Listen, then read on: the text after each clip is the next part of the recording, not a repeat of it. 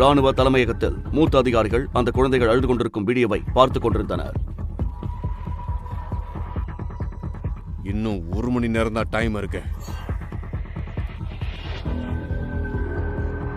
இந்த 1 மணி நேரத்துக்குள்ள என் ஆளுங்களுக்கு ஒரு ஹெலிகாப்டர் வேணும். கூடவே 1000 கோடி ரூபாயும் வேணும். உண்மையில் ராணுவ பள்ளி மாணவர்களின் வேன் கடத்தப்பட்டது. அதில் பெரிய அதிகாரிகளின் குழந்தைகள் இருந்தனர். ஜெனரல் பக்ஷியின் பேத்தியும் அந்த வேனில் இருந்தார். அவர்களை காப்பாற்ற இந்தியாவின் சிறந்த கமாண்டோக்கள் அழைக்கப்பட்டனர். கயல், இந்த ஆபரேஷனுக்கு நீங்க தான் இன்சார்ஜ். Yes sir. தீரஜ், என்ன இருந்தாலும் விக்ரமும் ஒரு சோல்ஜர் தான். இந்த பிஸ்டல் எடு. இதை எப்படி சுடணும்னு எனக்கு காட்டு. நீ சோல்ஜரானு பாப்போம்.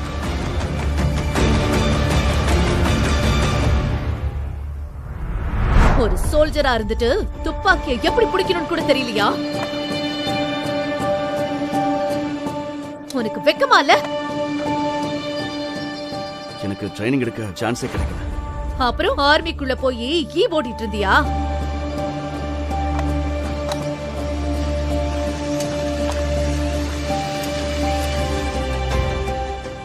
லேடி கமாண்டர் விக்ரமை முறைத்து பார்த்தவாறு கேட்டார். இந்த கத்திய வச்சுக்கிட்டு தான் எதிரிகளை கொல்ல காட்டுக்குள்ள வந்தியா? நீ எல்லாம் சோல்ஜரா இருக்கவே தகுதி இல்ல. அவங்க என் ஃப்ரெண்ட்ஸ் எல்லாரையும் கொன்னுட்டாங்க. எங்க போஸ்ட்ல பயங்கரமான வெடி விபத்து நடந்து நான் உடைஞ்சு போயிட்டேன். வாட்?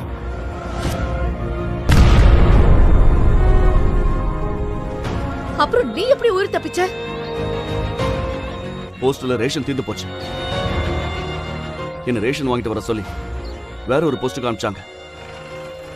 நான் திரும்பி வரதுக்குள்ள ஒரு பெரிய வெடி சத்தத்தோட எல்லாமே முடிஞ்சு போச்சு. அப்ப இத பத்தி ரெஜிமெண்ட்ல சொல்லலையா? இல்ல, ஏன்னா என் கூட இருந்தவங்க ரத்தத்தை குடிச்சவனோட கணக்க தீக்கணும்னு நினைச்சேன். ஒருத்தன் தகுதிக்கு ஏத்த மாதிரி தான் எதையும் செய்யணும். நீ ஒரு சோல்ஜரா இருக்க தகுதியானவ அல்ல. ஆர்மியோட பேருக்கே நீ ஒரு அவமானம். யார் சிபாரிசு பண்ணாங்கன்னு தெரியல. இது வரைக்கும் வந்துட்டேன். விக்ரம் இதற்கு எந்த பதிலும் சொல்லவில்லை. உண்மையில் அவன் அந்த காட்டில் எதிரிகளை தேடிக்கொண்டு அவன் அங்கே வந்தபோது சில பயங்கரவாதிகள் அவனை தாக்கினர். இந்த லேடி கமாண்டர் தான் அவனது உயிரை காப்பாற்றினார்.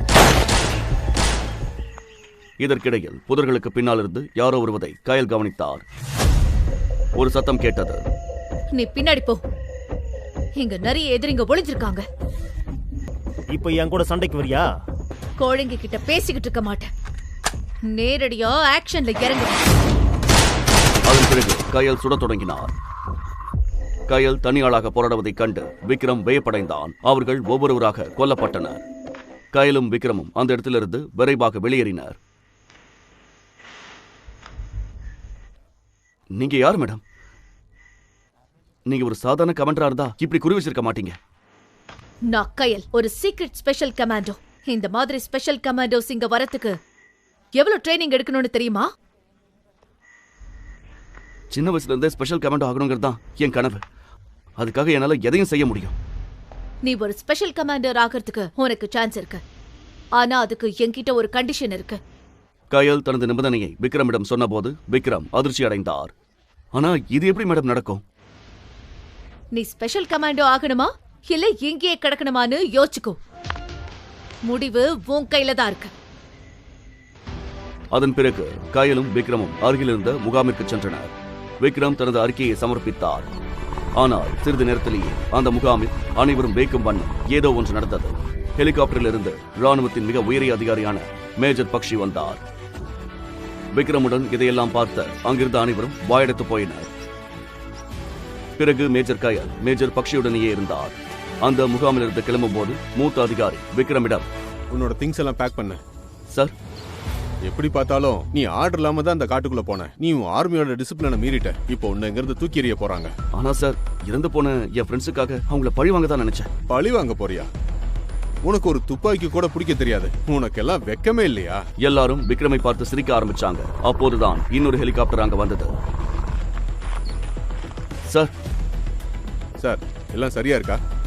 சோல்ஜர் விக்ரம், நீங்க எங்க கூட வரணும். மேல் இடத்துல இருந்து ஆர்டர் வந்திருக்கு. இதை கேட்டு அனைவரும் வியப்படைந்தனர். Yes sir. விக்ரம் அந்த ஹெலிகாப்டரில் அமர்ந்து அந்த படைப்பிரிவை நோக்கி சென்றார்.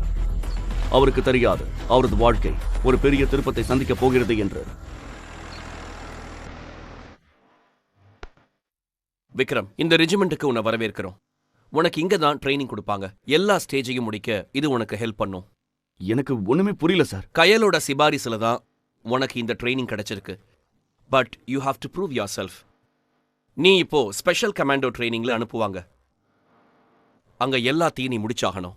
நான் ரெடி சார். உன் வேலை இன்னைக்கே ஆரம்பிக்குது. Good luck. Thank you sir. ஜெய்ஹிந்த். ஜெய்ஹிந்த் சார். நீ உன் செல்வாக்க பயன்படுத்தி இங்க வந்துட்ட. இவங்க எல்லாரும் கஷ்டப்பட்டு உழைச்சு தகுதியோட தான் இந்த ட்ரைனிங்ல ஒரு பார்ட்டா இருக்காங்க. இவங்க எல்லாரும் இந்த கேம்போட பெஸ்ட் கேடர்ஸ். எவ்வளவு போட்டி போட்டு வந்திருக்காங்க தெரியுமா?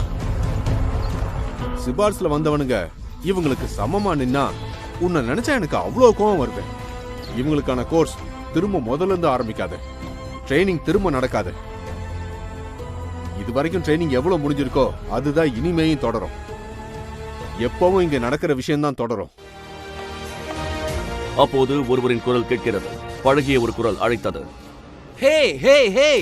விக்ரம் நிமிர்ந்து நேராக பார்த்தான். அவனது பழைய எதிரி தீரஜ் அங்கே நின்றிருந்தான். நம்ம கமாண்டர் இங்க உருளைக்கிழங்கு சீவிட்டு இருக்காரு. உண்மையில் தீரஜின் தந்தை ராணுவத்தில் பெரிய பதவியில் இருந்தார்.